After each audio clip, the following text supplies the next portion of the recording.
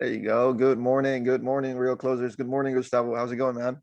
Doing good, doing good. Starting a little bit late. My fault today, my fault, but ready to hit the ground running with Power Hour. First thing Monday. Let's go. There you go. That's how we start the week here in Real Closers with the Power Hour.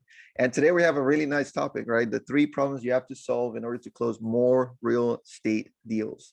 So, Gustavo, take us through it. Tell us, what are we doing wrong? Yeah. Well, actually, I was talking about this with one of my clients with Power ISA the other day, and we were specifically talking about techniques and preparation for listing presentations. Right. That started the topic, and a lot of folks, ask me questions about that conversation. Hey, what about the type of presentation, the comps, do you take like a physical listing presentation or not, and this is with regards to expired listings, right? Like a really specific kind of listing presentation for expired. And I kind of took a step back and I said, for 99% of the people listening to this, the problem you have to solve, and listing presentation is one of those problems. The getting in front of the client and convincing them to sign with you is one of those problems. It is not the first one though, right? It is not where most people fail. The issue real estate agents have with expired listings, FSBO listings, internet buyer leads, internet seller leads. I'm going to take the sphere and database a little bit out of this. That's a little bit of a different problem. But with all of the unmet leads, I'm going to talk about the universe of unmet leads. The biggest problem you have to solve, in my experience, is not the listing presentation. That's not the problem you have to solve.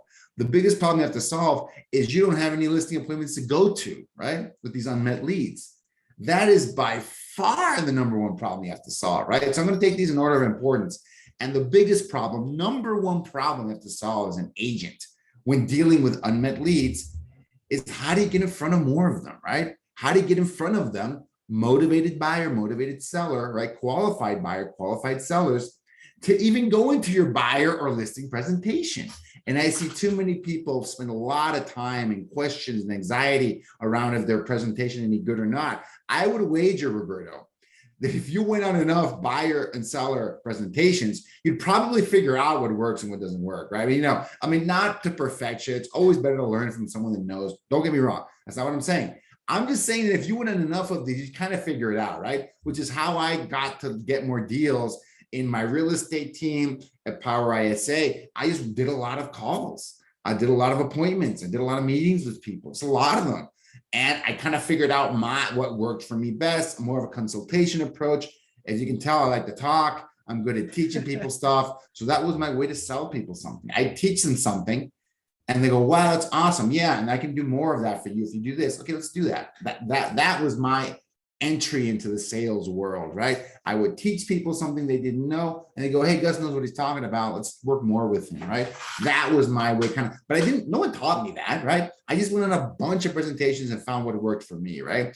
But the key point there is you got to go on a lot of presentations, right? That's the biggest thing. So the first problem you have to solve to close more real estate deals with these unmet leads, you have to solve the appointment problem, right? First problem you have to solve.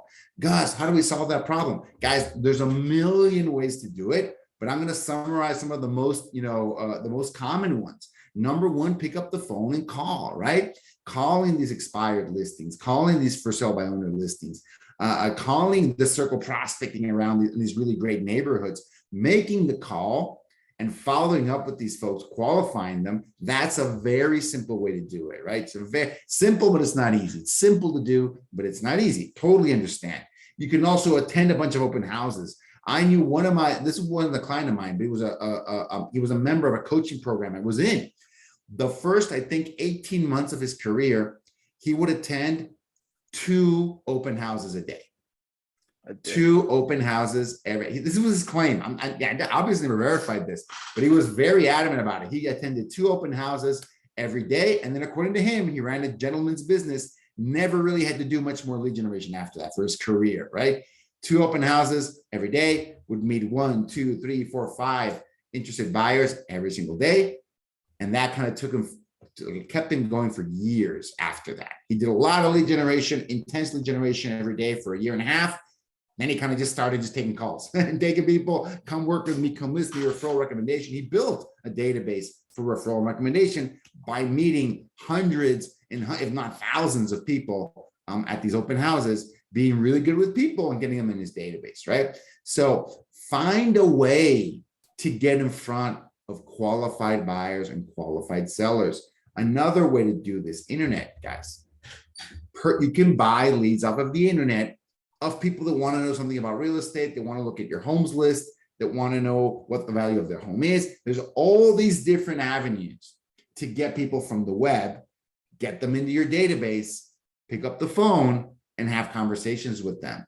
The goal is to get in front of them because they're qualified. They're a qualified buyer, qualified seller. And you can get an ISA to help you with, right? We should drop that link, powerisa.com/growclosers. That's another way to help make you more efficient, scale your business, right? Make some of these calls. There's a lot of work in there, right? I don't want to say, oh yeah, just get an ISA and you're done. It's a lot of work there, right? For you and both you and the ISA, if you have an ISA. But solve the appointment problem first. If you don't solve that problem, don't worry about your listing presentation, right? A lot of people, when they get into business, they want to, the number one kind of class you can get at the wrong kind of brokerage. I'm going to say this, because I really believe this. The wrong kind of class you can attend as a new agent in the wrong kind of brokerage is like hours and hours and hours of contract training. Like how to write contracts and contract law and transaction management, transaction coordination. Not that those things aren't important. Without that, you can't get a deal done. I'm not understanding that. But the idea that that is a fundamental piece of the business you have to learn to be successful in real estate is just flawed, right? I don't think that's true. The right kind of brokerages have 90% of their content around lead generation, lead conversion, getting in front of qualified buyers and sellers. That's the number one problem you have to solve. The number one reason you will fail in real estate is you're not having enough conversations with qualified buyers, qualified sellers, okay? Problem number one. Awesome, great. You got to solve it. Most people don't solve that actually, right? They don't solve that outside of calling their friends and family, right? Maybe they do that. I heard a great statistic at the Inman Connect event last week that said 80, and this came from the president of Remax, Realogy. And he said 87% of agents don't make it past 5 years, right? I've heard different versions of that stat, that it's 18 months, 24 months, 3 years. I like that version of it. I think it's more realistic. 87% of agents won't make it past 5 years. I wonder what the 1 year mark is. I mean, it's 50%. I remember the 1 year, 24-month mark is dramatic as well. But 3% success rate is not great across 5 years, because this is a difficult problem to solve, right? But if you focus on it, and you understand that's the first thing you need to solve, I feel your mindset shifts. I think you start realizing, oh, wait, this is a really important part of my business. This isn't a nuisance. This isn't, my broker nagging me, my team leader nagging me to pick up the phone and make those calls. That's not them nagging you. It's them wanting you to not be one of the 97% of agents, right? They're not going to figure that out and they're going to leave the business. So that's an important piece. Problem number two, then it becomes about the presentation, guys, right? Then once you meet with a qualified buyer, qualified seller, then it really matters how you prepare for that meeting. It really matters how you present yourself, how you talk, how you speak to their needs, right? What can you do for me? How can you solve the problem that I have, right? And it is all about them. Yes, it has something to do with you as the agent, but way less than you believe. It's about understanding what their concerns, problems, and needs are, and why you are uniquely positioned to solve it for them. Why you're better than everybody else and finding them a home, negotiating a great deal, and getting them into a great home right now. Why you are uniquely qualified to get their home, price it accurately, market it to the largest number of buyers, and get that home sold in a timely manner.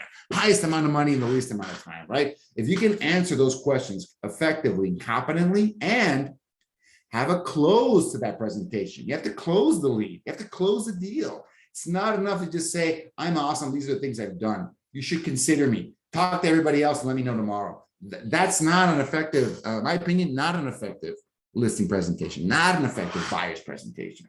You should have the next step, the presumptive close. Great, let's work together because we have to get this ball rolling, right? And there's many ways to close those presentations. But if you don't even have a closing statement in your listing presentation and your buyer's presentation, you don't have a presentation yet, right? That presentation should help you get someone to sign on the dotted line at the end of it, right? At the end of it. And you should track this. A solid, well-rehearsed, well done buyer presentation should close 50% of your leads in that presentation. They sign as a buyer listing, if you will, right? A really good listing presentation with an unmet lead, expired, FISBO, circle prospect, they don't know who you are. They met you through the call. A really good presentation is a 25% close rate, maybe up to a 30% close rate. A really good, well-rehearsed, polished presentation to that. It's a more difficult environment, right? You might need to attend 4 of those to get a listing, but you don't need 2 buyer meetings to get a buyer, right? So just understand those ratios. Compare yourself against them. What are your numbers looking like? A lot of agents need 10 buyer appointments to get one signed buyer with internet leads. They need 10. That's not awesome. That's not great, right? But the number one thing is understanding where you are on that spectrum. Are you in the elite, 1 out of 2, or are you kind of in the average, 1 out of 10? And figuring out what you need to improve that. Find education, guys. On the basic level, Google it. Look for YouTube examples on great buyer presentations, right? If you want to accelerate that learning, hire a coach. Pay one of your fellow agents that's killing it to help you, to train you, to coach you, right? Someone else in the market. This is a problem that can be solved so many different ways. Problem is, most agents don't have the humility to realize that they need help with this. I love this story where I first hired my outbound prospecting ISA. They said 22 listing appointments for me in the first month, right? Well, probably their second month in training, but the first month they were making calls. They did 22 listing appointments, of which I might be being generous here. I got 1 deal out of those 22 attended, qualified listing appointments with expired leads. What did that mean? I no longer had an appointment problem. ISA helped solve that for me, but I definitely had a listing presentation problem. And I went out and I got a listing presentation coach from a guy that had closed something like 200 expireds in the last 5 years, right? So I said, okay, that guy needs to tell me how to do this, right? So that's what you have to do. Find a way to fill that gap, okay? Find a way to fill that gap. Because without the first and second, that's the second problem solved, you're never even going to get to the third problem, which in my very humble opinion is the easiest of the 3, right? And that is converting your client, you already have a signed client, into a closed transaction, right? That also takes skill. It takes some scripting, because guess what? Market is shifting. Getting a seller into a listing agreement isn't a 99.9% chance of closing, right? Deals are falling through in some of these markets, right? Especially in the West, California, Washington, Nevada, Idaho, Arizona. If you guys are in those markets, you're feeling the brunt of this shift. You're shifting ahead of everybody else right now, right? You know that some of these listings are staying there. They're sitting. Why are they sitting? Oh my goodness. So what that means is that even if you're on the buy, this applied a lot to buyers when you had some of the hottest bidding wars in these markets. You had to learn how to negotiate, not with the seller, with the buyer, your buyer client, how to put their best foot forward and win that property. That was the skill you needed, right? How to get them from looking and waiting for the perfect home to getting and loving the homes that were available, right? That is the skill set I'm talking about. How to talk to your sellers that if the home has been sitting for 2 weeks and no offers, 0 offers, they might need to make a price adjustment. Setting them up for that conversation and having that conversation successfully is a skill set a lot of listing agents didn't need the last 24 months. They didn't need it. If they mispriced the home, the market was moving so fast, it would fix it, right? No problem. The market is less understanding right now. So you need some skill to convert that listing, active listing, into a pending and closed listing as well. So that is the third problem you have to solve. And in my very humble opinion, there's a lot of help available there in your brokerage, from your teammates, other agents in your office, because a lot of folks have solved that problem. How to get a transaction to the finish line. Most agents have solved that problem. There's great help for that. The other 2 problems are way harder, but you need all 3 problems solved: the appointment problem, the presentation problem, and the getting to the closing problem. You have to solve all 3 of them. And if you focus your attention on these unmet leads, the biggest universe of potential business out there, because let's say I'm going to go long. Let's say 1,000 people. Great. there's probably millions of people in your area, in your region, and they don't know you, right? It's the biggest pool of available business. To close these unmet leads, you've got to focus on and solve those 3 problems, and you're going to be on your way to success. Awesome, man. Awesome. And absolutely, we talked about the first problem being appointment setting, right?